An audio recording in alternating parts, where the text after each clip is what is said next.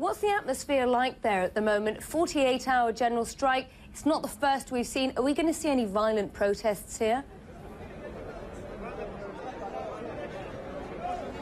Well, it would be, I think, interesting if you didn't see violent protests. All the strikes that I've covered here in Greece since that first bailout was agreed May 2010, also the second bailout in July this year, there has been really quite a lot of violence. So I think that that is something that can be anticipated. But generally that violence is provoked by a small group who comes specifically to provoke police. The vast majority of people out on the streets are here to protest against further austerity. And here where I am, this is the Parme Communist Union. And interestingly, they are the people who say that Greece should have left the European Union a long time ago and that that is the only solution to Greece's problems. I've got to add that they are in a minority, Nina. Two-thirds of the Greek public believe that Greece should and must stay within the European Union, and it's the EU's responsibility to help Greece out of its current problems and to try and alleviate the austerity which these people say is crippling them and which will be further enforced if Parliament does actually vote through that bill in Thursday's session, Nina. Now, to the average viewer, we've heard so many different bits of information about different austerity votes in Greece.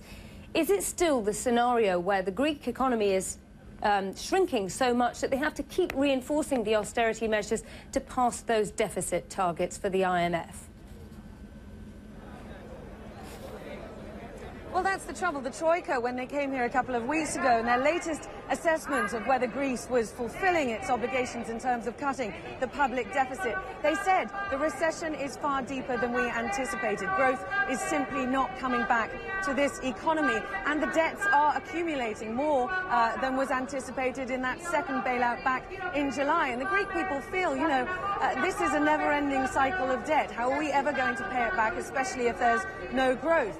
So the sort of arguments that you're hearing from the unions is that cuts have to be made, but in different ways. You know, the average worker does not want to feel that he's the one being squeezed, whilst corruption still goes on, while the so-called fat cats are still evading their taxes. They say, you know, the rich should be taxed, we are being squeezed and we can't cope with it anymore. And in fact, there were some interesting figures from the FT yesterday that said, you know, if you look at the average household here in Greece, the austerity is cutting their income by 14%. Now, that's twice as much as in Ireland or in Portugal, for example.